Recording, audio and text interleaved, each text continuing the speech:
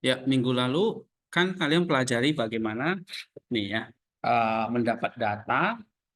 Data itu kan misalnya kalian bisa ambil dari buku, dari artikel. Oke, data itu banyak sekali ya. Nah, data ini ya resource ya. Resource ada primary, ada resource yang pertama, yang kedua dan sebagainya ya. Tapi habis itu kamu mesti olah atau kamu pahami data ini level yang kedua. Nah, yang kita ajarin di kelas ini detail. Misalnya kamu nggak hanya meringkas, meringkas itu berarti kan kamu sekedar mengutip kan ini kan, oke? Ini sebenarnya mengutip doang, referencing. Kalau bahasanya apa? Referencing. Ingat lagi ada tiga ya, tiga mengutip ini apa saja? Kutip langsung, paraphrase, meringkas, summary. Ini namanya referencing atau mengutip. Tinggi banget. Oke. Nah, kalau mengutip ini untuk apa? Untuk kita pakai nanti di dalam paragraf gitu ya. Kita integrasikan kutipan itu atau paraphrase ringkasan itu dalam sebuah paragraf. Nah, ini harus berlatih ya untuk menyusun paragraf dengan benar, membentuk sebuah paragraf yang strukturnya runtut, mudah dimengerti, ilmiah, sehingga ada beberapa unsur yang harus kamu sertakan. Ya, ini udah diajarkan kan? Nah, kenapa kok runtut, mudah dimengerti dan ilmiah? Karena yang kita tulis itu oke.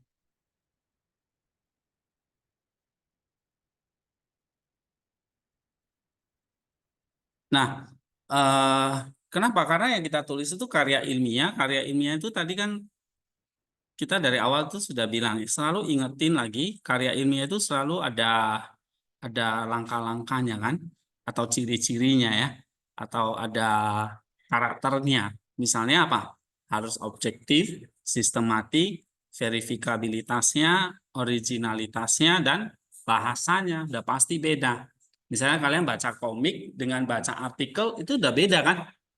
Bahasanya udah beda, ciri-ciri lain misalnya sistematikanya sudah beda ya, originalitasnya sudah beda karena memang tulisannya berbeda. Satu satu bacaan komik atau cerita pendek atau atau apa ya, misalnya cerita novel dengan kalian baca sebuah artikel jurnal misalnya itu sudah beda karena ciri-cirinya berbeda kan. Nah, ini yang target kita kan dari awal saya sudah bilang bagaimana kita belajar dari dasar nih ya, dari cara mengutip, bikin paragraf, nanti sampai bisa paling tidak bisa menulis sebuah essay atau paper. Ya, target kita sih nanti ke depan kalian bisa menulis artikel. Tapi paling tidak misalnya eh, kalian bisa menulis essay. Nah, hari ini kita mau lihat bagaimana nanti dari sebuah paragraf itu bisa jadi sebuah essay. Ya, sambil kalian pelajari lagi bagaimana membuat referencing, bagaimana menulis paragraf, ya, lalu bagaimana mengolah data-data itu menjadi sebuah essay. Maksudnya begini, eh, tadi ini ya. Nah, ini mana sih? Nah, ini. Nah, bagaimana nanti kalian bisa mengumpulkan data-data itu, lalu kalian bisa kelompokkan, ya. Nih, kalian bisa kelompokkan, lalu bikin sub-sub poinnya, bikin verifikasinya, dan menulis laporan atau menulis esainya. Kayak gitu ya. Oke, ini kelihatan nggak ini? Kelihatan ya. Nah, saya kasih contoh ini, misalnya nih, topik yang kalian mau tulis nanti semua sama ya. Misalnya tentang Jesus Prayer atau doa Yesus. Ini satu topik yang relevan aja ya. Topiknya banyak, eh, jadi kalian sekarang sudah mulai pikirin ya, sambil berlatih nanti, tapi sudah mulai pikirin apa topik esainya ya, apa topik esainya. Nah, nanti tentang esai itu apa ada di sini ya. Di materi ini kan saya sudah kasih ya. Ini contoh esai kayak gini. Saya sudah kasih esai itu apa dan sebagainya, eh, akan dijelasin ya. Ini misalnya cara membuat esai yang efektif dan sebagainya gitu ya. Eh, ini di halaman berapa ya ini? Eh, Di halaman esai itu halaman 5 ya. Nah, ini tentang esai itu apa saja, jenis-jenisnya, struktur umumnya seperti ini. Oke, nanti kita bahas, tapi kita lihat ini dulu. Nah, mulai pikirkan apa topik esai yang mau kalian bahas. Misalnya di sini kan topiknya banyak banget nih. Ya, nanti kalian ngutipnya dari buku ini, cukup satu buku dulu. Oke, nanti saya ajarkan bagaimana nanti di dalam paragraf itu nggak hanya satu buku yang kalian kutip, tapi bisa tambahkan dari buku lain, ya, gitu. Nah, tapi cukup fokus buku ini sebagai apa data data primary-nya, data awalnya buku apa? Buku Spiritual Formation ini, ya. Tapi sebelum ke data kan kalian harus tahu apa yang mau kalian tulis dulu, topik aja dulu. Topiknya misalnya nih, saya kasih contoh hari ini, topiknya doa Yesus. Nah, lalu apa nih sub-sub topik atau poin-poinnya? Kan kita nggak tahu nih, ya kan? Seperti kalian misalnya bikin topik sebuah cerita atau sebuah esai jalan-jalan ke Jogja kemarin. Tapi sebelum kalian jalan-jalan kan kalian nggak tahu apa aja ya topik-topiknya, sub-subnya. Oh, ternyata kalau sudah dijalani tahu. Pertama ke Merapi, habis itu kedua ke Prambanan. Baru poin yang ketiga apa? Malioboro misalnya. Itu namanya sub topik. Tapi topik besarnya apa? Misalnya study tour ke Jogja. Itu topik besarnya kan? Sub-sub topiknya apa?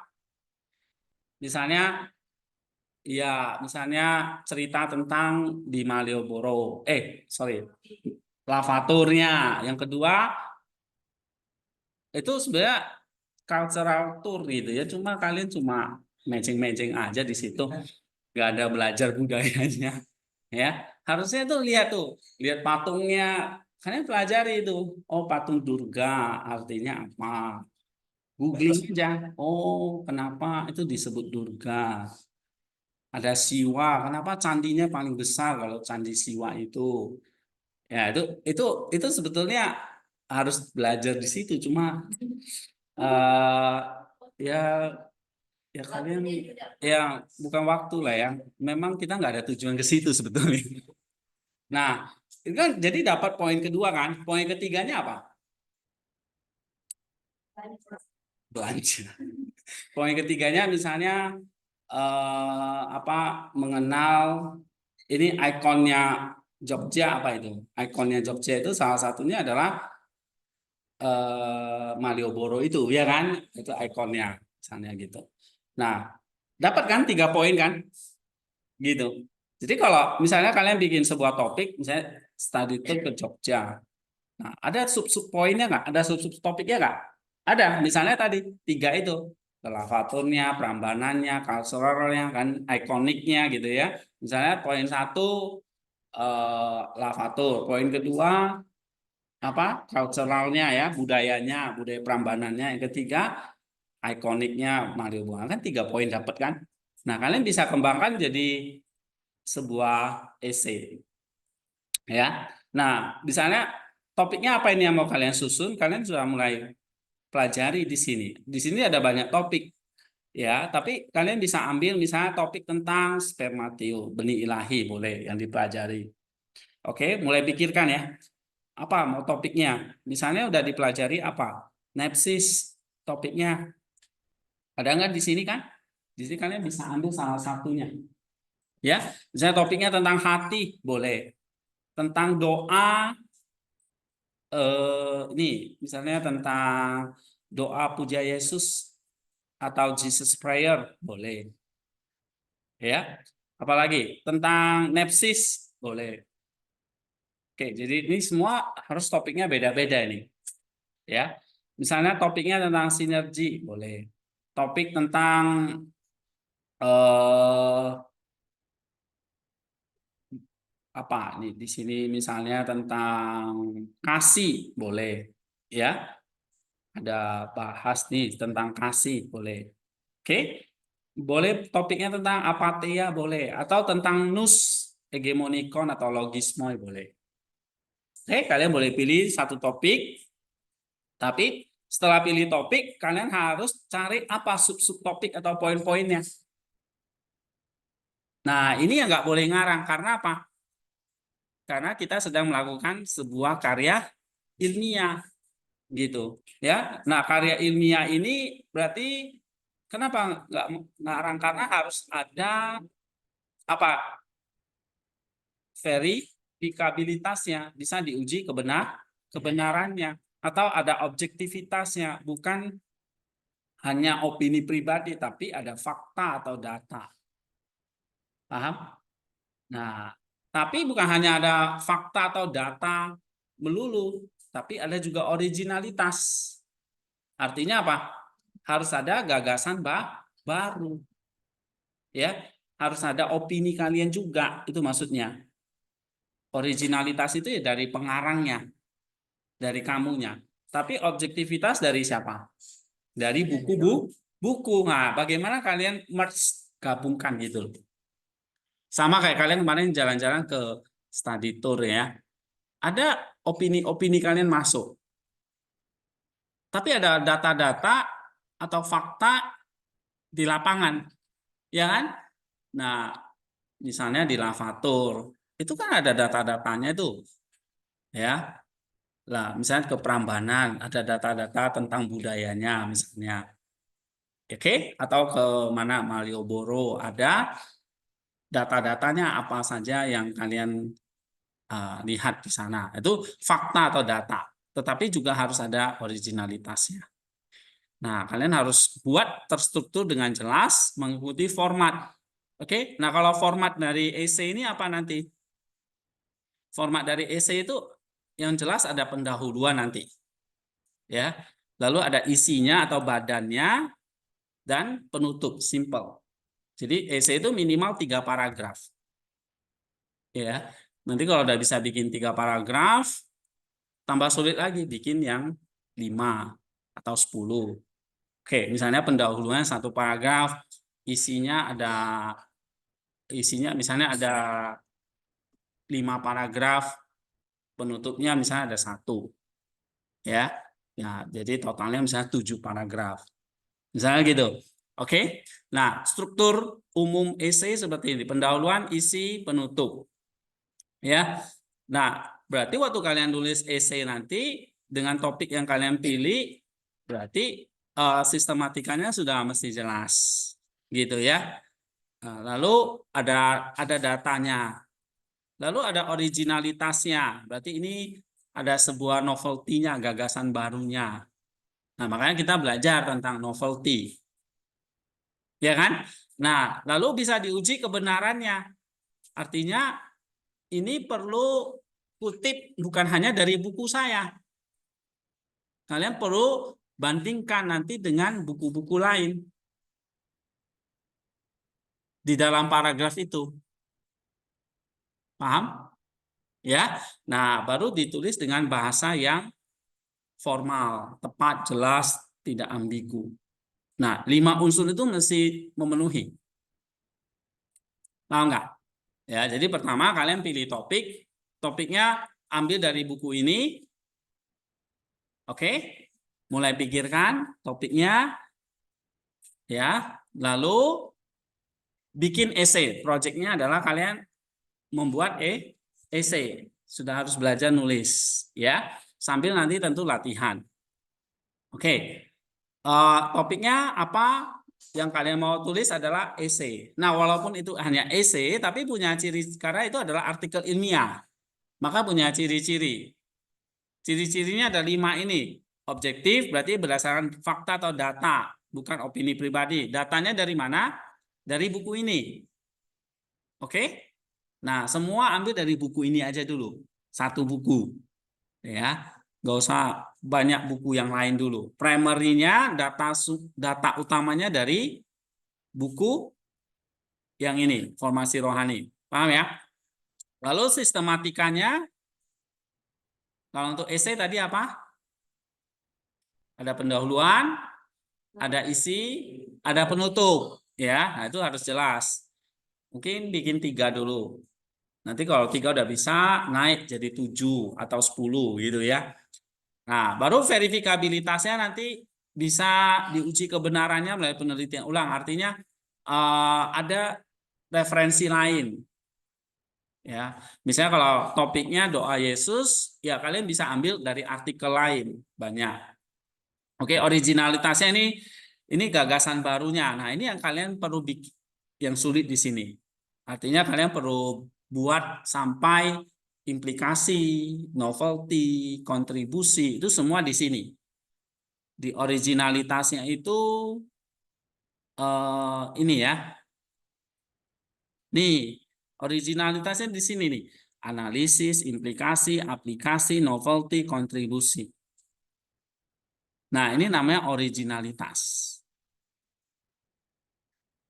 Oke, jadi ada data, lalu kamu analisis, kamu tarik implikasinya, aplikasinya, kebaruannya, dan apa kontribusinya. Kontribusi itu nanti di akhir. Ya, oke. Lalu bahasa formal. Nah, ini bahasa yang baku gitu ya, bahasa artikel, bukan bahasa SMS atau bahasa curhatan. Nah, itu nggak boleh di sini. Ya, apalagi pakai bahasa daerah. Nggak ngerti nanti kita bacanya. Ya, bahasa Indonesia aja. Nah, ada pertanyaan nggak di sini? Paham? Apa yang mau dikerjakan? Dah? Oke, nah sekarang kita masuk lagi. Ini ya, minggu lalu kan kita udah tadi tentang paragraf ya. Ingat lagi unsur-unsur sebuah paragraf itu apa? Topik, evidence, analisis, kesimpulan. Atau seperti inilah ya. Gampangnya kita kasih warna-warni. Ini semua tingkat saya kasih sama. Tingkat 2, tingkat akhir, kalian tingkat 1. Ya, tapi tidak boleh kalah dengan yang lain. Oke, nanti saya mau lihat tulisan mana yang lebih bagus. Oke. Ya, belum tentu tingkat atas itu lebih bagus. Ya. Nah, kalian juga mulai belajar kayak gini dari awal. Dari awal masuk sudah harus bikin paragraf minimal seperti ini. Dilatih terus sampai nanti kalian nulis skripsi seperti ini. Ya, ada topik, ada evidence, ada analisis, ada konklusi. Topik ini adalah originalitas kita. Ini kalimatmu. Kalau evidence, kalimat dari siapa? Ini misalnya ada Penok 2013. Ini kalimat dari mana? Dari data, dari buku. Ya, ini berarti memenuhi unsur apa ini? Unsur objektivitas. Berdasarkan fakta, data. Ini bukan opini pribadi. Ya. Yang warna biru itu bukan opini kamu, tapi dari data dari buku. Misalnya buku saya. Paham? Oke. Ya. Nah, tapi evidence nggak cukup. Kamu harus kasih kalimat analisis. Nah, warna hitam ini kalimat siapa? Kalimat sendiri. Tuh. Ya. Lalu ada birunya lagi. Ini kalimat siapa ini? Evidence lagi. Biru itu evidence. Nah, inilah kalau ada kalimat biru di sini, ini memenuhi unsur ini. Verifikabilitas. Paham?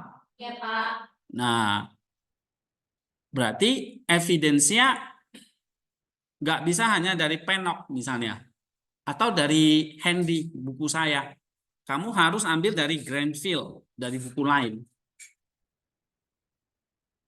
Oke? Nah, jadi data itu ada primary dan ada secondary. Jadi ada data utama dan data pendukung. Sama kayak sebuah paragraf itu juga gitu. Ada topik, ada ide-ide pendukung. Nih misalnya ya, ada topik, ide utama, tapi ada kalimat-kalimat pendukung. Data juga begitu. Ada data utama, ada data-data pendukung. Nah, data-data pendukungnya kamu masukkan di mana? Di analisis ini. Di evidence-nya. Oke? Jadi kamu lihat ya, sebuah paragraf itu yang ilmiah itu ada evidence-nya nggak satu atau minimal satu. Oke, kayak gini ini simple. Topik evidence analysis. Ini evidence-nya dari Hammer dan Hull. Nah, ini boleh. Kemudian dia ambil dari Markham, Zimmer. Nah, kok ada banyak ini? Evidence-nya kok ada banyak? Ya karena tadi datanya banyak, ada primary, ada secondary, ya. Tapi kalian kuasai dulu data primary-nya, data primernya. Data primernya atau data utamanya. Nah, itu udah makin sulit dia. Sudah kedebuk-kedebuk. Nah, data primernya itu diambil dari buku mana? Data primernya diambil dari buku formasi. Data sekundernya ya dari buku lain atau artikel. Nah, kalau bisa kalian ambil artikel. Jadi ada buku dan satu lagi artikel. Jadi cukup bikin essay nanti cukup 2 referensi aja dulu.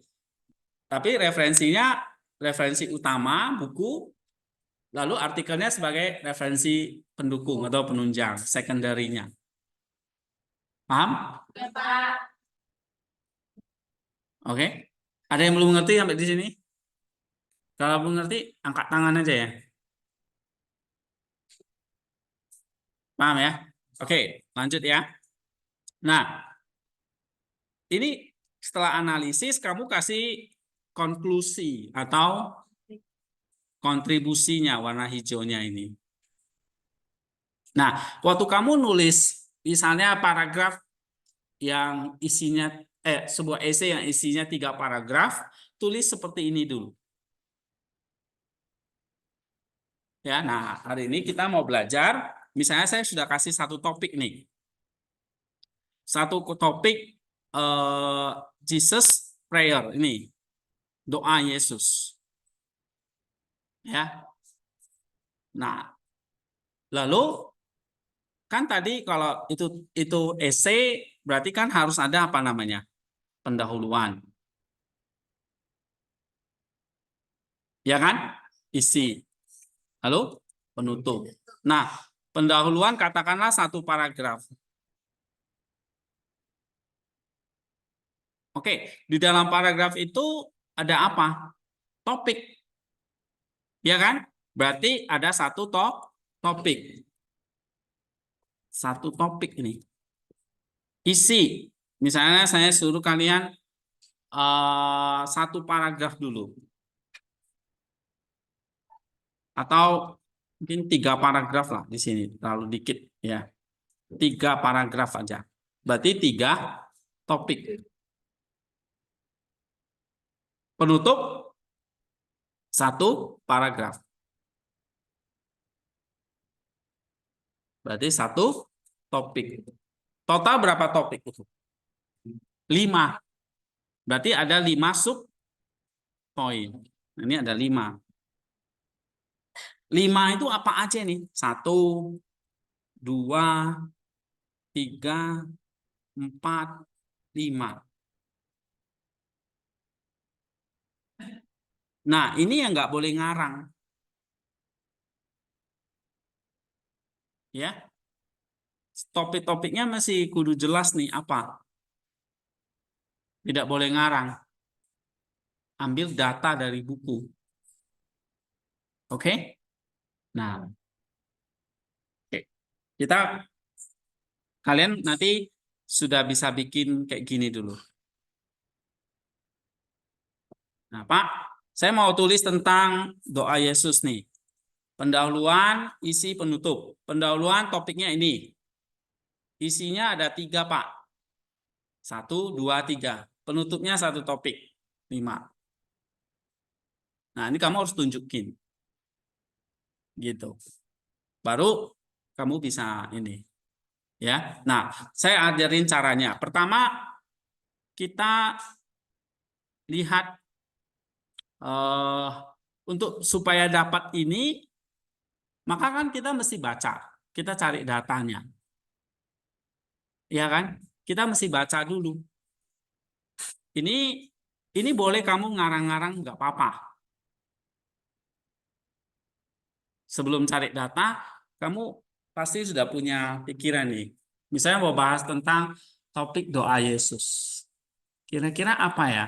Yang pertama, mungkin saya mau kasih pengertiannya apa. Boleh. Baru isinya saya mau kasih tentang apa ya? Misalnya doa Yesus itu caranya gimana? Ya. Lalu apa manfaatnya nih? Ya. Lalu tujuannya apa? Nah, bisa, boleh. Baru penutupnya adalah kamu kasih anjuran atau ajakan untuk berdoa ini. Nah, ada di dalam gambaranmu dulu. Jadi nggak usah takut juga. Saya mau nulis apa ya? Kamu kira-kira aja nggak apa-apa. Ya. Nah, that's okay. Misalnya tulis di sini apa nih? Apa itu doa Yesus? Lalu bagaimana? Ya. Yang ketiga misalnya eh, kenapa? Ya, atau apa manfaatnya? Oke? Terus mengapa misalnya? Tulis saja dengan pertanyaan-pertanyaan seperti ini. Itu biasanya kita bisa dapat nanti, ya. Lalu 5 ajakan biasanya. Jadi apa itu doa Yesus, bagaimana melakukannya, apa manfaatnya, atau mengapa kita melakukan itu boleh. Kalau nggak mau mengapa atau tujuan juga oke, ya. Nah, baru nanti yang kelima ajakan. Simple. Jadi 5 paragraf. Ya, nah ini yang ada dalam bayanganmu dulu, gitu. Nggak apa-apa. Misalnya topik yang lain juga begitu. Misalnya topik lain apa? Kasih. Nah, kamu tulis kasih itu apa? Mengapa harus kasih? Apa manfaat atau tujuannya? Ya, hasilnya apa? Nah, begitu. Selalu dengan pertanyaan apa, mengapa, bagaimana, kenapa, ya, itu ya. Apa, mengapa, bagaimana. Lalu yang kelima biasanya penutup bisa kasih anjuran atau ajakan. Oke? Gitu ya. Nah, sekarang kalau sudah ada dalam pikiran begitu, eh, kita lihat nih sekarang. Kan waktu itu kita udah ajarin ada data primary, secondary. Yang kedua, kamu olah atau memahami data. Ini level yang kedua. Olah data itu pertama kamu bisa mengutip referensi. Bentuknya ringkasan yang kita mau atau paraphrase, ya. Ini ringkasan boleh atau paraphrase. Ini kamu kerjakan dalam satu yang namanya, yang kalau saya ajarkan, mana ini spidol. Yang saya ajarkan itu dalam satu ketekunan namanya. Ya. Oke. Nah, misalnya kamu belajar nih ringkasan atau paraphrase. Oke. Ini eh, ini kan masih teori. Makin lama kamu latih, nah di sini kamu mesti latihan. Ya. Nah, di sini akan sulit ini. Jadi kalau kamu mengerjakan paragrafnya lagi, ya kamu akan latihan lagi, ketemu lagi. Pokoknya ringkas, paraphrase akan sering ketemu. Sampai makin sering latihan, ini bukan sulit lagi, tapi jadi mudah. Karena udah terbiasa. Oke? Nah, lalu ada analisis, implikasi, aplikasi, novelty, kontribusi. Ini semua apa? Ini untuk mengisi paragraf analisis ini, yang warna hitam ini. Ya, kalau yang biru itu namanya apa? Evidence. Berarti ini apa? Ini evidence-nya. Oke. Kalau ini yang 5 ini namanya apa? Analisisnya. Ya, analisisnya. Jadi analisisnya itu bisa kalimat aplikasi, kalimat novelty, kalimat kontribusi. Oke, kontribusi ini warna hijau ya. Sorry. Biasanya penutup. Nah, kalau ini, kalau saya maunya kalian itu udah sampai novelty ini loh, levelnya. Karena kita menulis karya ilmiah itu tadi sekali lagi, temuan atau gagasan baru. Berarti kalau gagasan baru itu sampai mana? Novelty-nya. Gitu ya. Baru ada kontribusi. Nah, sekarang yang ketiga pakai data. Pakai data itu ya dalam bentuk paragraf yang ada topik, evidence, analisis, konklusi. Paragrafnya saya suruh kalian berapa? 5 kan? Nah, berarti kalian minimal cari kalau ada 5 yang kalian mau pakai, misalnya kalian bikin sebanyak-banyaknya 10 atau 15 atau 20. Nanti kalian pilih yang mana yang kira-kira yang sama, kelompokkan yang sesuai kesamaan topik. Tapi topik di atas apa tadi? Ada apa, bagaimana, manfaat, tujuan. Mungkin ini tujuan aja. Ajakan. Misalnya bentuk paragraf. Katakanlah kalian paragrafnya dapat 10. Ya, berarti 10 data. Benar nggak? Jadi 10 paragraf. Ini 10 paragraf. Ini kamu kasih kode lah. Ya. Nah, buat kode 10 paragraf, terus buat kode-kode paragrafnya. Misalnya kalau ada 10 ya 1 sampai 10 paragraf. Paragraf 1, paragraf 2, paragraf 3 dan seterusnya. Ya. Nah, lalu kamu kelompokkan. Ini ya. Ini di halaman ini nih. Nih, kamu kelompokkan. Oke. Nah, pengelompokan itu berarti paragraf-paragraf yang sesuai kesamaan topik. Misalnya nih, yang apa? Kelompok mana? Berapa paragraf ini? Katakanlah dapat paragraf nomor 3. Yang bagaimana paragraf nomor 2. Yang apa manfaatnya? Misalnya kode paragraf nomor 5. Tujuan paragraf apa? 7.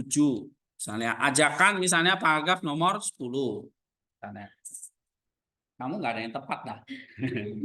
Oke. Berarti dapat berapa nih? Kamu kelompokannya gimana? Atau misalnya bagaimana nih Pak? Ada 2 paragraf yang sama ini. Misalnya paragraf 2 dan 4. Nggak apa-apa.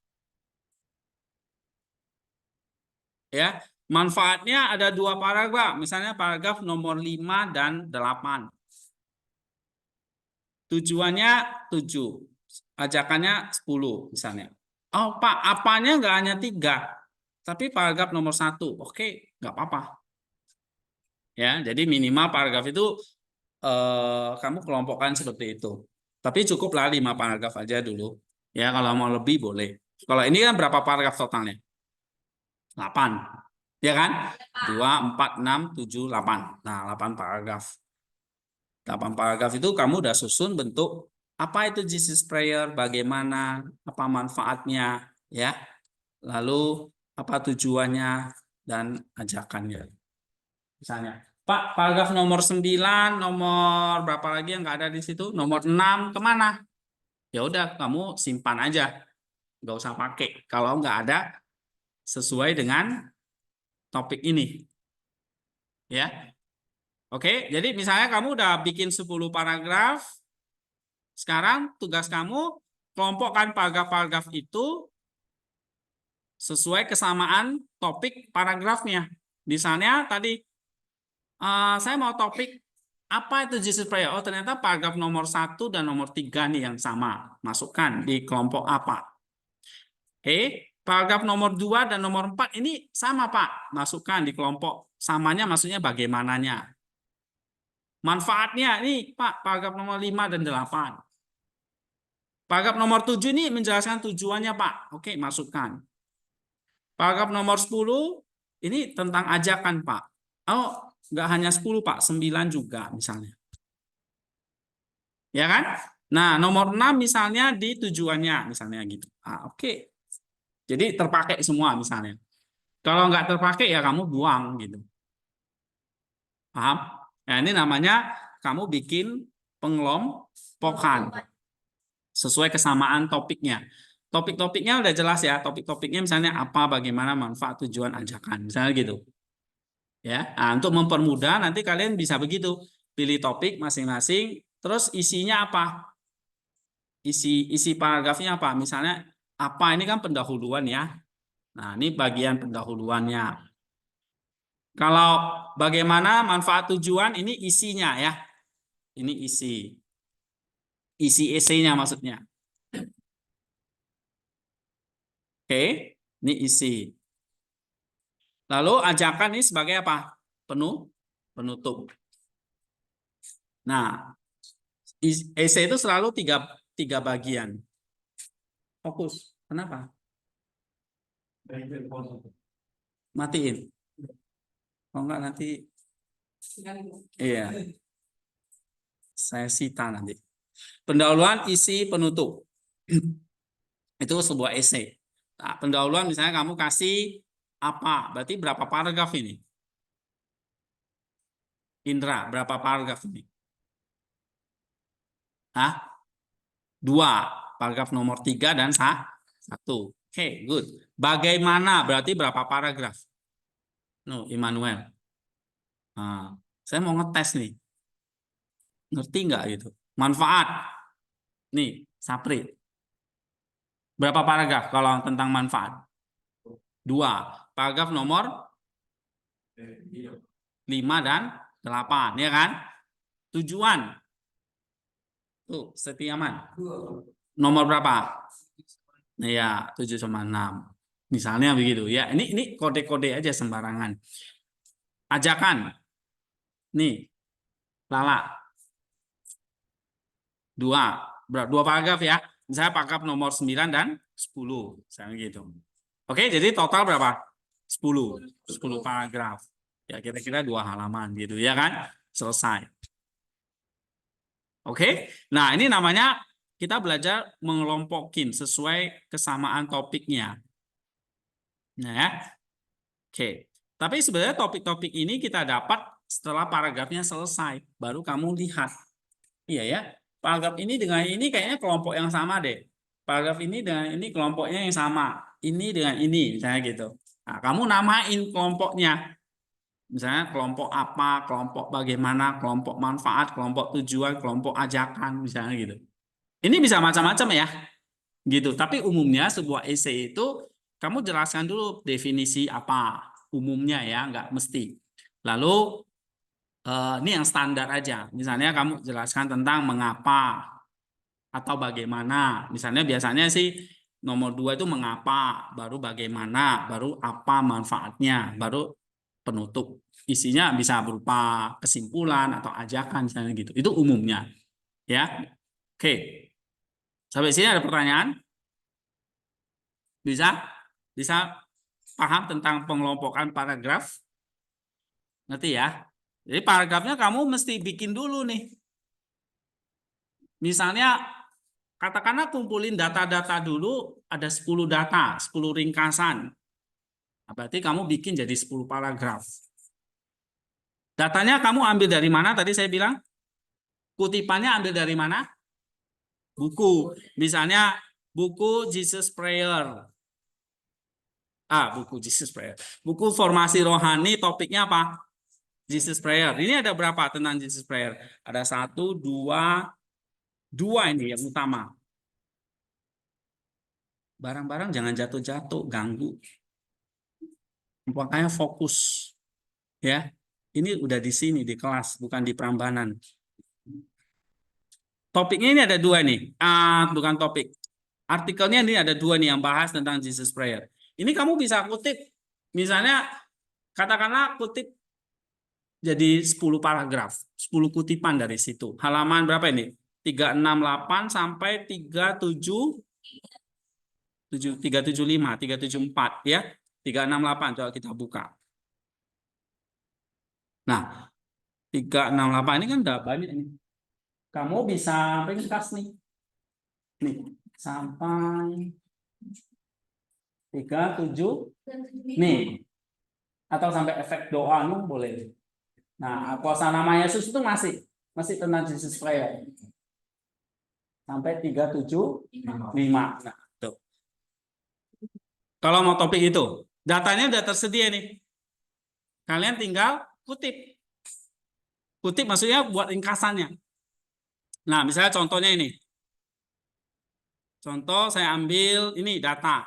Saya ambil dari datanya ini. Saya ambil di mana ini ya? Nih, buku ini. Yang tadi halaman 36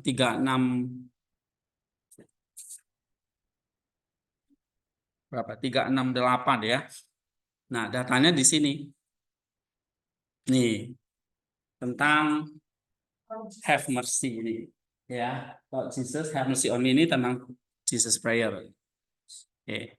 Tadi itu ada halamannya udah. Kamu misalnya ambil paragraf ini. Ambil data ini. Oke? Terus kamu kopikan taruh di data di sini. Nah, dapat kan datanya kan? Yes. Oke, habis itu kamu kerjakan. Sudah dapat datanya, kamu olah. Kamu pahami datanya. Apa yang perlu kamu pahami? Di sini ada 3 warna ini. Biru, hitam, ini biru ya. Ini warna hitam. Terus hijau. Nah, jadi data yang kamu dapat, kamu mesti dapat 3 warna ini. Supaya apa? Supaya kamu bisa masukin di paragraf ini. Paham? Ulangi ya. Data ambil dari buku ini. Kamu tinggal copy aja data. Taruh di data. Nih. Tapi kamu nggak boleh kutip langsung ini semua. Paham? Kamu nggak boleh kutip ini semua nih. Saya nggak mau. Itu anak males namanya. Ya, saya mau kalian olah dulu. Olah dalam bentuk ringkasan. Ya, paraphrase nggak usah lah, ringkasan aja. Oke, ringkasan aja cukup. Nah, ini namanya kamu mengutip atau referencing. Ini evidence-nya warna biru. Tapi nggak cukup ringkas. Kamu harus bisa kasih sampai novelty. Jadi, apa itu analisis, implikasi, aplikasi, novelty. Mungkin kalian masih bingung-bingung. Nah, ini kita sambil latihan. Ya, makin lama nanti akan makin jelas. Oke, baru kamu kasih kalimat kontribusi. Begitu kamu olah data ini, kamu udah tinggal pakai dalam bentuk paragraf. Karena apa? 3 warna udah selesai. Tinggal 1 topik. Topiknya kamu taruh di apa? di awal yang warna merah tadi. Nah, topiknya tinggal kamu bikin tema atau topiknya tadi. Misalnya, ini tadi saya udah kasih tahu tentang apa, bagaimana, tujuan, manfaat, penutup. Ya, kalimat topik ini, kalimat topik yang dari mana? Ini. Apa, bagaimana, manfaat, tujuan, ajakan itu kalimat topiknya. Oke? Nah, itu kamu taruh setelah 3 warna itu udah memenuhi, baru kamu kasih yang merah. Kalimat merah itu kalimat topik kan? Tapi topiknya kembali lagi tentang pasti nggak jauh-jauh tentang apa, bagaimana, manfaat, tujuan yang ini, ya, oke. Nah, baru nanti kamu bikin setelah kamu dapat warna-warnanya, kamu taruh di dalam paragraf, kamu sudah dapat merahnya. Nah, baru ini agak sulit dikit. Kamu buat pembahasan atau verifikasi. Artinya kamu membandingkan dengan kutipan dari data lain. Nah, ini berarti ambillah data secondary. Ibaratnya kalau kamu bangun rumah, rumahnya udah jadi, tinggal dipercantik. Percantiknya gimana? Kamu catlah rumah itu, ya. Kamu isi perabotan, itu namanya jadi rumah yang nyaman. Nah, sama. Kamu kayak kalau kamu sudah bisa bikin warna-warni ini, ya, itu rumahnya udah jadi. Tinggal kamu kasih kutipan lain yang warna biru yang kedua ini. Jadi paragrafnya jadi keren gitu, cantik, ya, jadi ilmiah. Oke, itu namanya verifikasi. Nah, kamu baru setelah kamu kelompoknya, kamu tulis dalam bentuk essay atau paper yang harus ditulis. Ya, contoh, misalnya saya kasih satu data ini. Ya, lalu nanti bagaimana kalian bisa meringkas? Nah, ini ringkasannya. Oke, ringkas ini harus bisa. Lalu buat analisisnya, buat implikasinya, buat aplikasinya, buat novelty-nya. Oke, lalu ada kontribusinya kayak gitu. Nah, baru kamu pakai, ya, pakai dalam bentuk paragraf. Nah, ini buat paragrafnya. Paragrafnya gimana? Oke, sekarang kita baca dulu datanya. Ini kan contoh saya, kamu harus bisa bikin sendiri gitu. Ya, coba baca. Siapa nih kamu? Doa puja Yesus. Doa puja Yesus atau Jesus Prayer. Lord Jesus, Son of God, have mercy on me, the sinner. Tuhan Yesus, Anak Allah, kasihilah aku, orang berdosa, merupakan doa yang dipraktikkan sejak lama oleh bapak-bapak gereja. Iya. Doa ini diambil dari Lukas 19 ayat 13, Kyrie eleison. Lord have mercy adalah ekspresi doa seorang berdosa sampai memungut cukai yang dibenarkan Allah, bukan doa rohaniawan seperti orang Farisi. Lihat Lukas 18 ayat 9 sampai 11. Yang lain perhatikan ya. Kamu nanti gimana bisa meringkasnya. Terus? Doa meminta belas kasihan ini adalah doa yang berkenan di hati Allah karena lahir dari hati yang mau mengakui dosa-dosa dan air mata pertobatan seperti yang dialami oleh Daud dalam Mazmur 51, atau anak seorang janda di Nain yang dibangkitkan oleh Yesus karena balas kasihan Yesus. Lukas 7 ayat 11 sampai 17. Baca agak keras. Terus? Doa pemungut cukai Kyrie eleison. Kyrie eleison. Coba semua sama-sama. Kyrie eleison. Kyrie eleison. Artinya Lord have mercy. Lord have mercy. Tuhan kasihanilah. Nah, itu maksudnya. Kyrie eleison dari bahasa Yunani. Bahasa Inggrisnya Lord have mercy. Bahasa Indonesianya Tuhan kasihanilah. Oke, terus? Adalah doa meminta belas kasihan Allah seperti cerita perumpamaan Tuhan Yesus tentang anak yang hilang dalam Lukas 15 ayat 11 sampai 32. Kita hanya bisa meminta belas kasihan Allah melalui doa yang disertai pertobatan dan air mata. Saint Simeon the New the Theologian. berkata tentang belas kasihan Allah ini. Baca. You know, Master, I have never counted on words or deeds for the salvation of my soul. I thought figure in Refuge. in your mercy, all lovers of mankind, in the assurance that you, our merciful one, will serve me freely and have pity on me, as you who are God. So in mercy to the Adulterous woman. And the prodigal son who said, I have sinned. I have sinned. I Yeah. have sinned. Okay, you know, Master, I have never counted on works of deeds for the salvation of my soul. Jadi engkau tahu ya Tuhan, ya aku nggak pernah bergantung kepada atau mengandalkan apa pekerjaan baik atau perbuatan baik untuk keselamatan jiwaku. Ini kata Saint Simeon. Ya, I took refuge in your mercy, O lover of mankind, in the assurance that you, all merciful one, will save me freely and have pity on me. Ya, aku mencari perlindunganmu gitu ya dalam belas kasihanmu.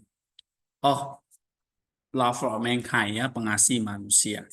In the assurance that you, dengan jaminan bahwa kamu yang penuh belas kasihan, will save me freely, akan menyelamatkan aku dengan sukarela, and have pity on me, dan mengasihani aku, as you who are God, seperti engkau yang adalah Allah, show mercy, menunjukkan belas kasihan, tadi itu mercy, to the adulterous woman, pada wanita yang berzina, gitu ya, and to the prodigal son, kepada anak yang hilang, yang telah berkata, I have sinned, aku telah berdosa. Jadi maksudnya Tuhan itu penuh belas kasihan kepada orang-orang yang berdosa, ya, seperti kepada wanita yang kedapatan berzina ataupun anak yang perumpamaan anak yang hilang dalam Lukas 15 itu. Oke, nah ini kan satu data yang kamu baca, ya, belum kamu kutip, yang kamu baca, yang nanti akan kamu kutip. Saya tidak mau kalian cuma ngutip ini semua. Kamu perlu yang namanya kedua apa? Olah dulu dalam bentuk ringkasan, atau olah itu berarti kamu pahami dulu datanya. Ya, mulai biasakan begitu. Ya, kamu baca sesuatu, kamu mulai pahami apa yang kamu baca. Bukan hanya ngutip-ngutip gitu aja, tapi kamu benar-benar paham apa yang kamu baca. Nah, bentuknya ya kamu harus bisa meringkas. Begitu kamu bisa meringkas, berarti kamu sudah paham. Tapi kamu jangan cuma ngutip pendapat orang. Kamu harus berani kasih argumentasi. Kasih pendapat. Ini yang lemah sekali kalau kita. Ya, dulu saya juga begitu. Nggak berani kasih pendapat, takut salah. Atau malas mikir gitu. Yang penting ngutip-ngutip aja halaman cukup. Udah selesai gitu ya.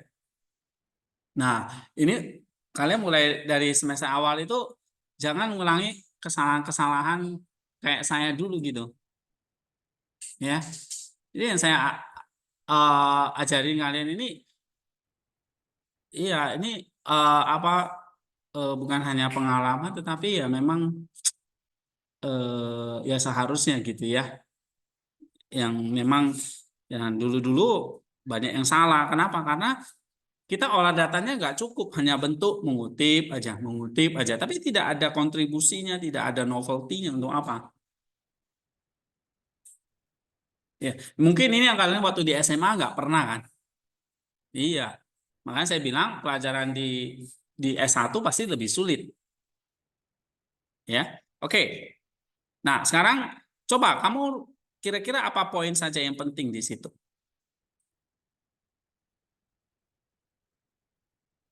Coba belajar ringkas.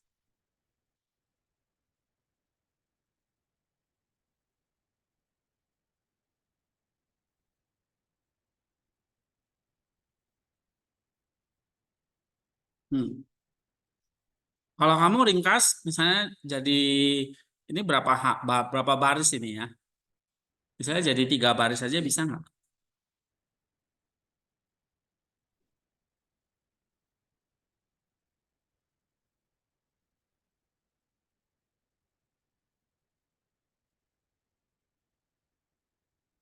Ayo.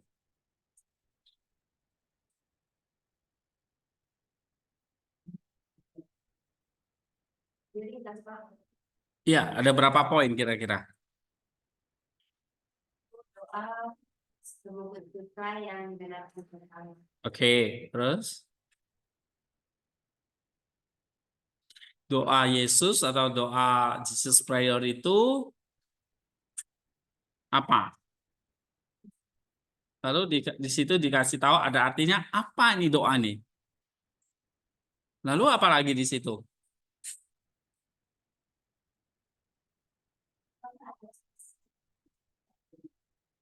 Oke, berkenan. Terus apa lagi? Doa pungut cukai. Ini doa pungut cukai. Ini doa yang berkenan di hati. Doa meminta belas kasihan kan? Kamu kelompokin gitu. Kamu cari poin-poin pentingnya. Atau misalnya kamu stabilo aja gitu. Misalnya ini doa pungut cukai. Ya kan? Misalnya ini yang warna hijau. Apalagi berkenan di hati, mau mengakui dosa, ya kan? Terus apa lagi? Meminta belas kasihan, gitu. Ya kan? Itu poin-poin penting ya kan? Nah, kamu ringkas di situnya. Coba ini misalnya nih, baca. Doa puja Yesus atau Jesus Prayer, Tuhan Yesus anak Allah, kasihanilah aku orang berdosa. Adalah doa yang berasal dari Alkitab Lukas 18 Nah, ayat dari 7. sini. Ini doa dari seorang pungut cukai yang mengatakan kalau kita baca Lukas 18:13 itu Lord have mercy.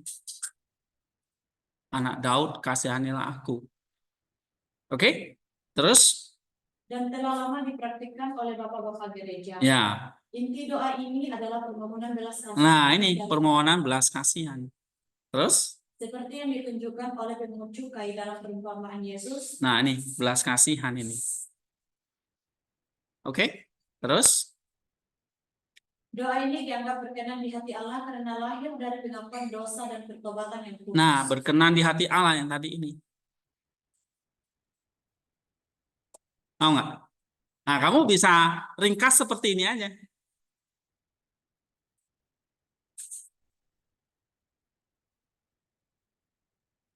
Ya, nah ini tentang ringkasan lagi. Sulit ya Pak, nggak apa-apa. Kamu akan nanti latihan jadi makin mudah. Saya yakin itu. Pasti semua bisa. Kalau ya tadi, kamu ngerti latihan. Kalau baca aja gampang. Begitu fondasi aja gampang. Nah, begitu masuk proses, nah, lebih sulit lagi gitu ya kan? Oke, ini ringkasan. Udah paham belum cara bikinnya? Oke, nah sekarang analisisnya. Nah, analisis ini berarti kan komentarnya nih yang warna hitam. Ada 4 nih.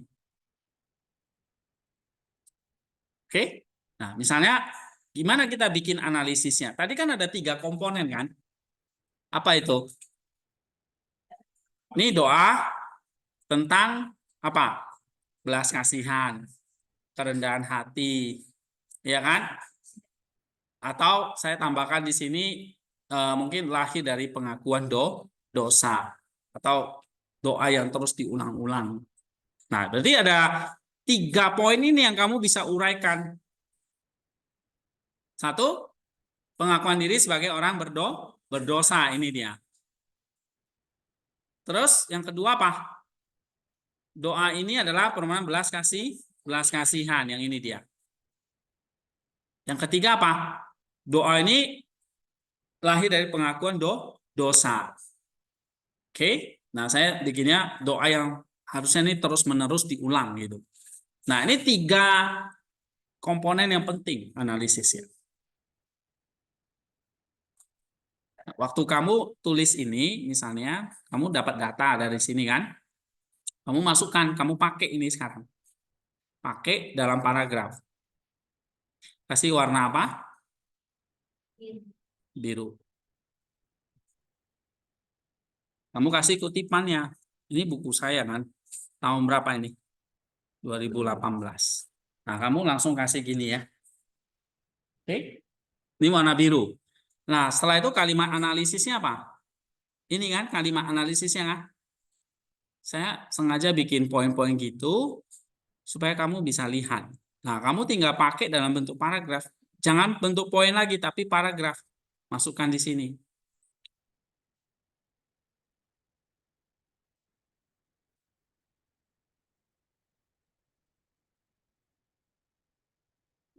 Nih. Nah, ya. Nah, kamu tinggal masukin.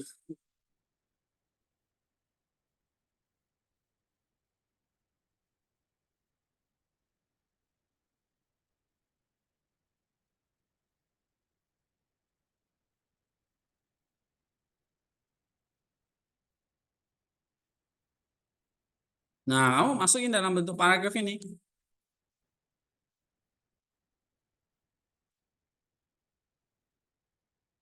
Nah, doa ini menekankan pada 3 hal. Kamu tulis. 1, atau pertama, kerendahan hati. Kedua apa? Nah, ketiga, kesederhanaan. Nah, kamu tulis dalam bentuk paragraf seperti ini. Ini namanya apa? Analisis. Jadi kamu menganalisis ini. Iya. Nah, berarti kamu udah ngerjakan ini nih, yang namanya ini. Ada biru, terus kalimat hitamnya. Gampang. Kalimat hitamnya itu sebetulnya kamu menguraikan balik. Kalau analisis ya. Namanya analisis itu kamu membedah. Apa saja? 1, 2, 3. Itu namanya analisis. Jelas. Ini pertama, doa Yesus ini menekankan pada 3 hal. 1, kerendahan hati. Pengakuan diri sebagai orang berdosa menunjukkan kesadaran akan ketidaksempurnaan dan kebutuhan akan pengampunan Allah. 2, kepercayaan pada belas kasihan Allah. 3, gitu. Ya. Oke, coba baca. Ini, Lala, baca yang keras. Doa punya Yesus. Tuhan Yesus, anak Allah, kasih kita berdosa. Berdosa adalah doa yang berasal dari Alkitab yang berbab 18-19 dan telah lama dipraktikkan oleh bapak-bapak berbeda.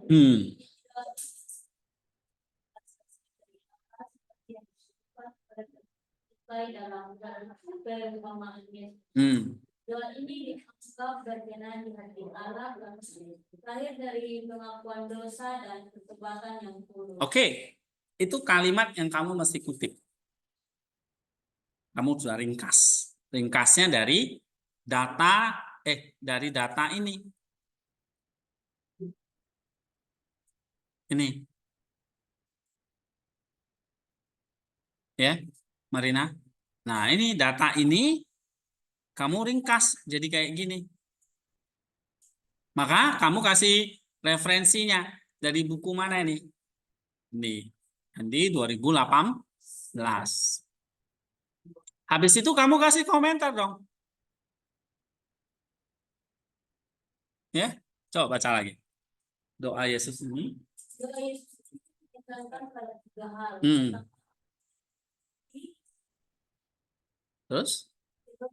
Pengakuan diri sebagai orang berdosa, menunjukkan kesadaran dan ketidaksempurnaan dan kebutuhan dan kemampuan Allah.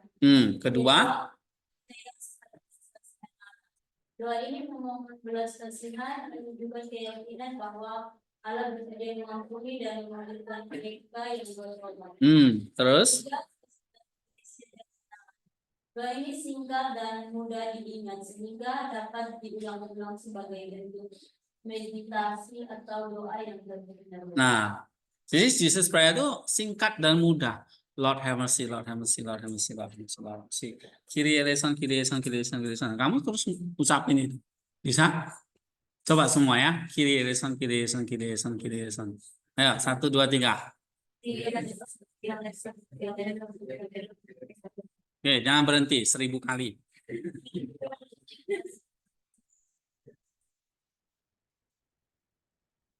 Atau dalam bahasa daerahmu nggak apa-apa.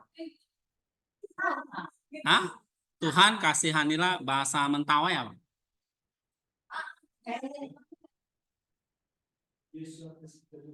Nah, kalau bahasa Nias. Nah, itu ulangi terus.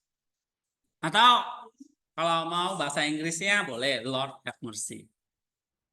Karena apa? Karena doa ini doa yang mudah diingat dan diulang-ulang. Tapi doa Yesus itu apa? Nah, ini tadi 3 hal ini. Doa orang berdosa, doa yang meminta pengampunan, belas kasihan gitu. Dan doa yang terus-menerus diulang.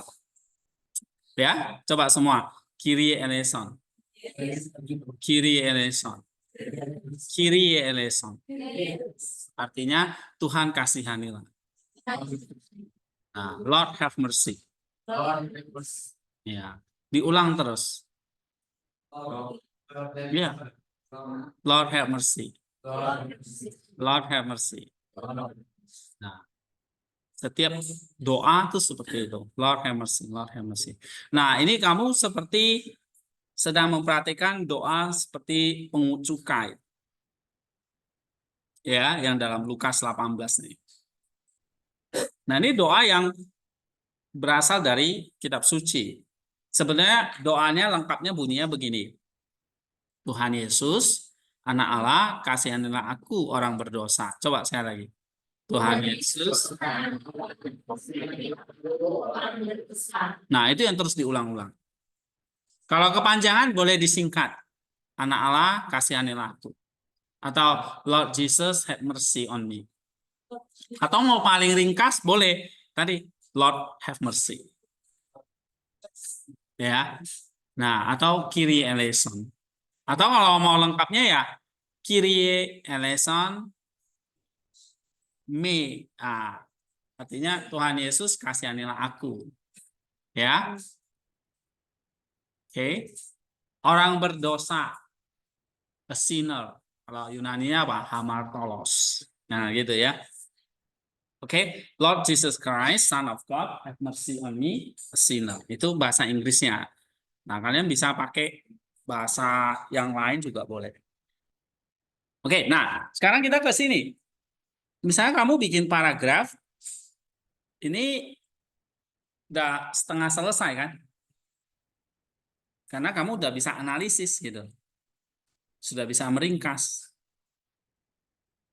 Nah, tapi saya challenge kalian tuh jangan cuma apa ya?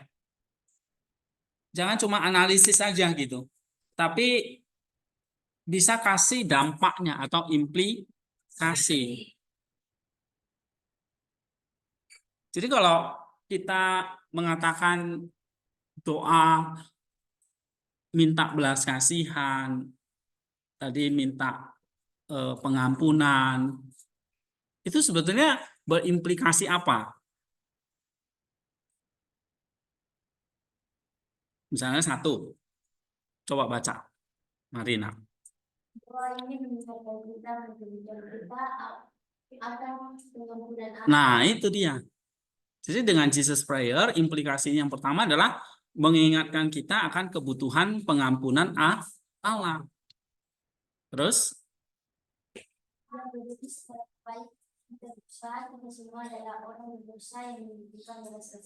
Iya, ini seperti yang dikatakan tadi, Saint Simeon tadi.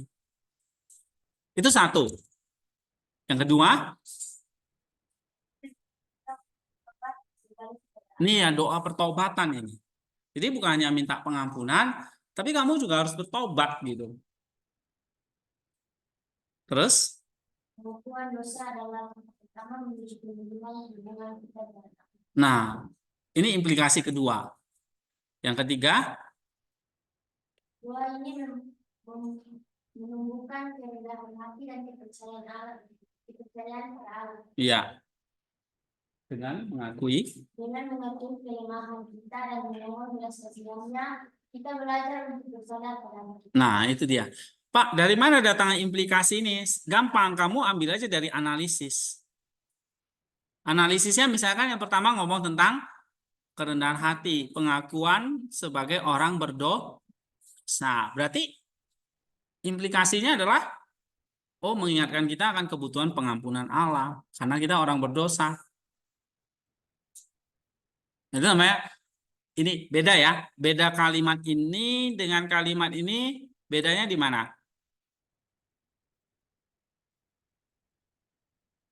Nih, sama ini.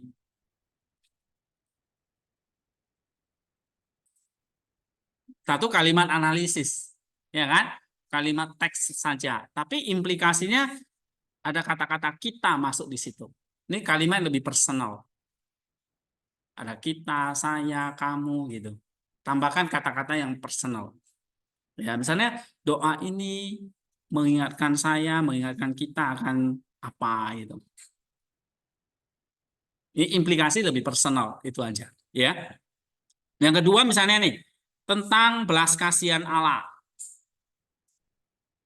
Nih, berarti kalau percaya atau minta memohon belas kasihan Allah, apa implikasinya?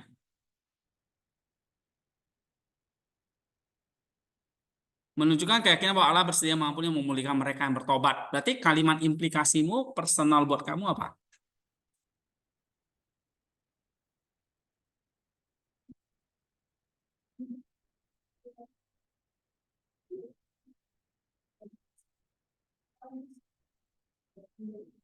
Kan analisisnya ini. Nah, buat dampak apa buat kamu?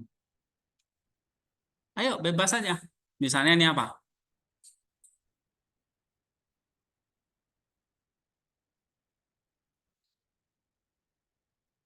Tuh, tadi yang dia bacakan itu contohnya.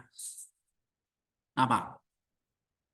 Dan pengampunan dalam Berarti doa ini kalau kita memohon kepada Allah, belas kasihan Allah, maka dosa kita akan diampuni. Oke. Berarti kamu bikinlah kalimat yang bagus. Misalnya apa? Doa doa Yesus adalah doa yang memohon pengampunan dosa atau doa untuk memulihkan kita dari dosa-dosa. Gitu, ya. Nah, misalnya contohnya kalimat ini. Oh, doa ini yang mendorong kita untuk bertobat. Gak hanya pengampunan nih, tapi harus bertobat atau kembali kepada Allah. Kenapa? Karena di sini nih, kamu lihat. Ini kan memohon belas kasihan, menunjukkan Allah bersedia mengampuni dan memulihkan mereka yang bertobat. Nanti implikasi buat saya ya, doa ini ya doa supaya saya dipulihkan, supaya saya bertobat. Ada pemulihan hubungan dengan Allah. Nah, itu contoh implikasinya ya. Nah, yang ketiga, misalnya nih, doa ini singkat, mudah diingat, sederhana, diulang-ulang, terus-menerus. Nanti implikasinya apa?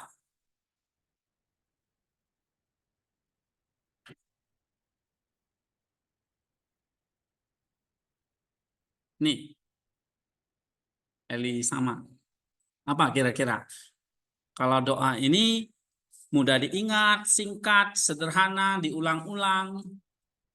Berarti apa kamu bikin kalimat implikasinya?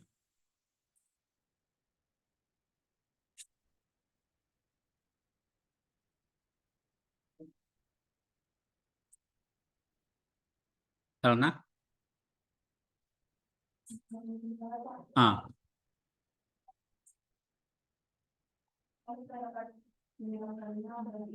iya, Doa ini sederhana sehingga kita bisa menerapkannya dalam kehidupan sehari yang good. Itu implikasi. Kalau ini sederhana, apa dampaknya buat kamu? Oh iya ya, berarti doa ini gampang dikerjakan dalam kehidupan sehari. Ah, itu. Mikir ke situ. Ya, jangan TikTok aja yang kalian pandai. Nih, Setiaman.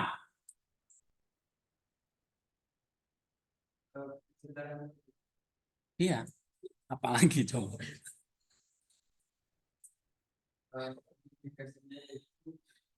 Dengan doa dengan doa ini mendorong kita untuk terus berdoa kepada Tuhan setiap hari dan setiap waktu. Oke, jadi doa Yesus ini dapat diterapkan setiap hari karena mudah. Oke, good. Ya, nih Depi. Menurut saya Pak, verifikasi itu mendorong kita untuk selalu mengingat Yesus. Iya, jadi doa ini mendorong kita untuk selalu mengingat Tuhan. Kamu katakanlah tambahkan setiap saat, setiap hari. Nah, itu kata-kata itu perlu dari kamu sendiri. Walaupun di teksnya nggak ada, ya kan? Kata setiap hari nggak ada, kan? Tapi kamu punya ide ke situ. Nah, misalnya kalau saya bikin kayak gini. Doa ini menumbuhkan kerendahan hati. Ya, memohon belas kasihannya. Oke, gitu. Atau kalau kalimat ini tadi meditasi tadi yang terus-menerus ya itu tadi doa yang setiap hari. Nah, sekarang aplikasinya. Aplikasinya berarti kalau misalnya ini ya, doa ini mengingatkan kita akan kebutuhan pengampunan Allah. Ya, ini berarti apa yang akan kamu lakukan? Itu aplikasinya. Apa yang akan kamu lakukan? Hah? Apa yang akan kamu lakukan? Misalnya kamu bilang aja, oh doa ini apa? Bisa diulang-ulang sepanjang hari. Atau doa ini bisa digunakan setiap saat pertobatan. Tadi yang kedua ini tentang pertobatan kan? Oke? Atau yang ketiga, kalau ini adalah menumbuhkan kerendahan hati, berarti doa ini apa? Pengingat akan belas kasihan Allah yang tak terbatas. Itu aplikasi. Ini namanya kalimat aplikasi. Ya, jadi kalimat implikasi ini kamu bisa pakai. Misalnya ini ya, ini kan ada 3 ya. Kamu copy. Kalau kamu bisa bikin kalimat implikasi ini, paragrafmu akan lebih bagus daripada kalimat paragraf analisis. Nah, kamu uh, bikin di sini. Jadi di paragraf lain ya.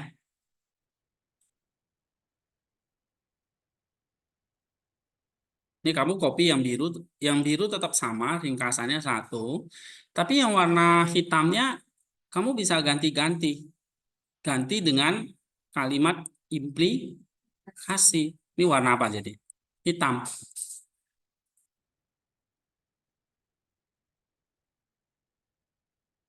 Nah, kamu bisa tulis di sini. Ada 3 implikasi dari doa Yesus. 1, nih. Ini semua kalimat analisis. Nah, gitu. Kenapa nggak digabung di yang lain, Pak? Oh, digabung di sini. Iya, analisisnya itu jangan kepanjangan juga gitu. Nanti paragrafnya jadi panjang banget kan kalau semua dimasukin.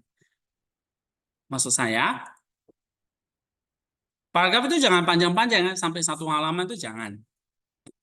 Ya, nggak biasanya. Biasanya kira-kira setengah halaman lah, gitu. Ya. Nah, kalimat analisisnya ini kamu bisa isi dengan tadi analisis boleh, implikasi juga bisa. Kalau implikasi berarti lebih dalam lagi, ya. Nah, atau kamu bisa isi dengan kalimat aplikasi tadi. Sehingga kalimat analisis ini variasi gitu loh. Ya. Nah, kalau kamu lebih sukanya analisis ya kamu analisis. Tapi kalau saya challenge kalian sampai bisa novelty-nya. Nah, novelty-nya misalnya ini. Coba baca. Elna. Meskipun doa yang sederhana dan kuno, relevansinya tetap abadi. Dalam dunia yang seringkali menekankan pada pencapaian dan kesuksesan, doa ini mengajak kita untuk kembali kepada dasar iman kita. Pengakuan akan dosa dan kebutuhan kita akan belas kasihan Allah. Nah, ini kalimat-kalimat novelty yang kamu mesti pakai. Misalnya nih, doa ini unik. Ya, doa ini sederhana kuno. Tetapi mengajak kita untuk kembali kepada dasar iman kita. Pengakuan akan dosa, kebutuhan kita akan belas kasihan Allah. Nah, kalau kamu bisa buat kalimat seperti itu kayak seperti kalimat sebuah novelty. Oke, kamu tinggal copy lagi. Copy di sini. Jadi kalimat warna apa? Hitam. Nah, yang evidence-nya sama aja sih. Kamu copy lagi, taruh di sini. Sini ya. Nah,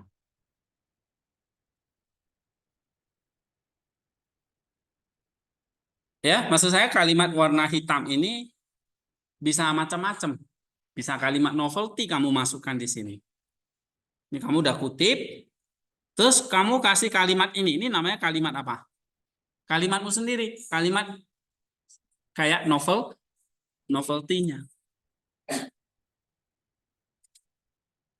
Paham?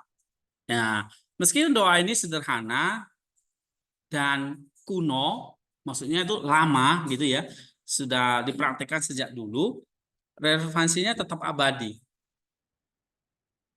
Dalam dunia yang seringkali menekan pada pencapaian dan kesuksesan materi, misalnya, doa ini mengajak kita untuk kembali kepada dasar iman kita, yaitu pengakuan akan dosa dan kebutuhan kita akan kesian. Nah, begitu. Oke, nah sekarang kontribusinya misalnya apa? Ini ada 3 ini. Doa ini memberikan kontribusi yang signifikan bagi kehidupan rohani umat Kristen. 1, nih, mengajarkan kerendahan hati dan pertobatan, memperdalam hubungan dengan Allah, memberikan penghiburan dan harapan. Misalnya, ya, kok bisa ada 3 ini, Pak? Karena tadi dari implikasi itu kalau dikerjakan maka akan memberikan hasil. Ya, kayak kemarin ilustrasi nasi goreng itu, kamu makan hasilnya kenyang kan? Nah, kamu memberikan kontribusi apa? Kontribusi itu dampak apa? Bukan dampak, hasilnya apa? Dari implikasi itu. Jadi kalau misalnya implikasinya kamu meningkatkan kebutuhan kita akan pengampunan Allah, maka akan memberikan kontribusi apa? Mengajarkan kerendahan hati dan pertobatan. Jadi doa ini memberikan kontribusi. Jadi ada kalimat kayak gini nih. Doa ini memberikan kontribusi yang signifikan. Nah, ada kata-kata kontribusinya muncul. Ya. Atau misalnya kalau novelty, doa ini memberikan kebaruan. Bukan hanya masalah sederhananya saja, tetapi mengajak kita kembali kepada dasar iman misalnya. Nah, itu namanya novelty. Tapi kalau kontribusi, kamu bisa pakai doa ini memberikan kontribusi. Kontribusi yang mana? Yang penting, yang signifikan. Ya. Apalagi kata-kata yang menunjukkan sesuatu itu penting, yang signifikan, yang penting, yang utama, yang berharga misalnya gitu. Oke, itu namanya kata-kata kontribusi. Makanya kamu baca contoh-contoh yang saya kasih gini loh. Data, ringkasan, analisis, novelty, implikasi, aplikasi, kontribusi. Lihat contoh-contohnya ini. Udah banyak banget nih, saya setiap hari bikin ini. Karena saya setiap hari latihan. Mesti latihan. Ya. Nah, kadang ada yang mudah, ada yang sulit. Nah, kamu cari aja yang mudah-mudah, yang datanya singkat-singkat gitu ya. Nah, kemarin saya bahas eh, tentang Matius berapa itu dari John Chrysostom. Nah, terus saya bikin kalimat-kalimatnya seperti ini. Itu perlu dilatih. Kalau kontribusi kalian masukkan di mana? Di warna hijau kan? Nah, kamu kopikan aja di sini lagi.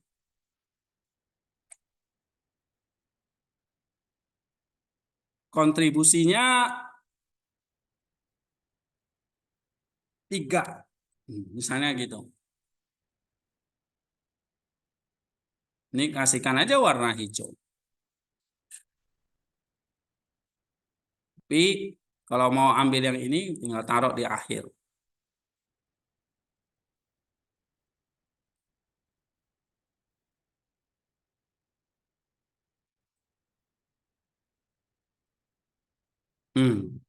Selesai kan? 3 warna kan?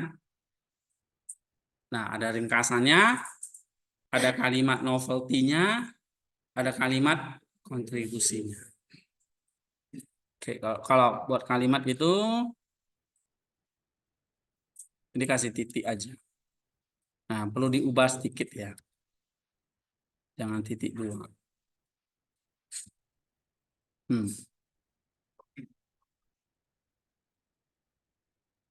Oke? Bisa? Nah, latihannya kan siapa? Bu Eta udah kasih tuh. Nah, kalian susun dalam bentuk paragraf seperti ini. Ada kan? Ada.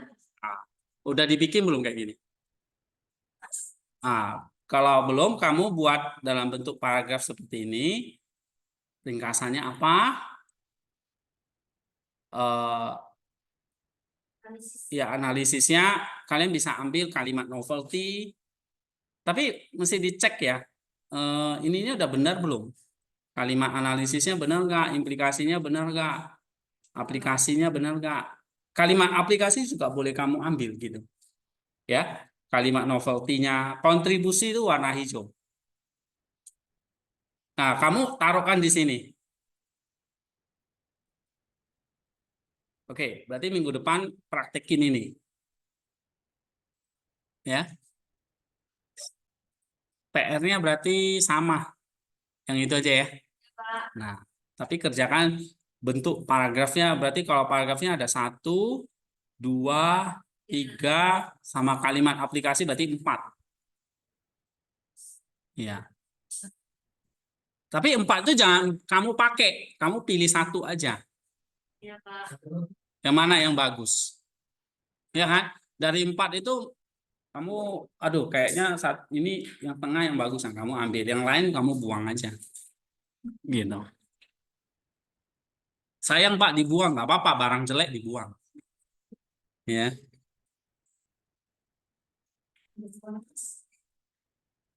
Oke, sampai di sini dulu. Ada pertanyaan nggak? Masih ada 2 menit. Ya. Kalau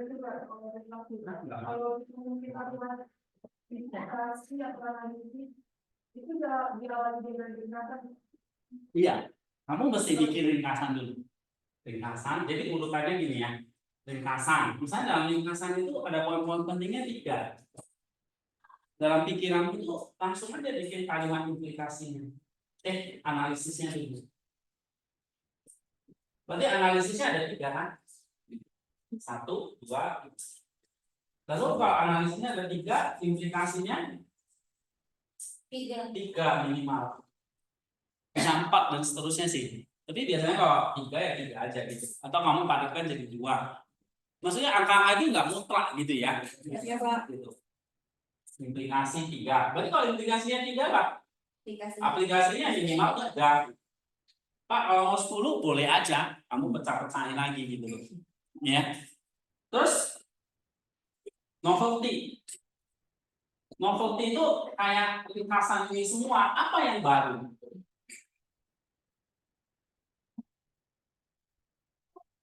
Ya, apa yang baru dari analisis, implikasi, aplikasi? Apa yang kira-kira yang baru? Kayak tadi contohnya, oh ternyata doa punya Yesus itu bukan hanya doa yang kuno, sederhana, tapi mengajak kita untuk kembali kepada dasar iman kita. Kebutuhan akan belas kasihan. Nah, ini hal yang baru. Ya, nah dari hal yang baru itu memberikan kontribusi apa? Hasil apa? Oh, tadi kontribusinya adalah ini. Gitu. Ya. Nah, ini kamu lihat aja contoh-contoh yang sudah saya share di mana? Di WordPress. Kamu baca, oh, lihat kalimat-kalimat saya itu kayak gimana? Ciri-cirinya. Pasti sama, itu aja kok. Kontribusi kalimat novelty pasti itu aja kalimat itu. Ya, baca contoh-contohnya. Oke, nah ini latih seperti ini. Terus bikin dalam paragraf sekarang. Nah, nanti paragrafnya dikumpulin. Jadi 10 baru kamu bagi-bagi. Tapi next step berikutnya nanti minggu depan contoh lagi. Kita contoh yang Jesus Prayer lagi. Tapi kalian sudah mulai cari topiknya dulu. Ya, pilih yang mudah aja. Lihat di formasi tadi. Supaya kalian udah bisa mulai bikin paragrafnya. Oke. Sampai di sini dulu. Tuhan memberkati kita. Kita doa dulu. Nah, siapa yang berdoa?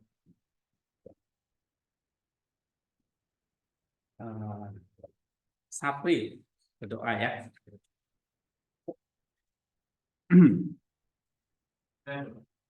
Ya.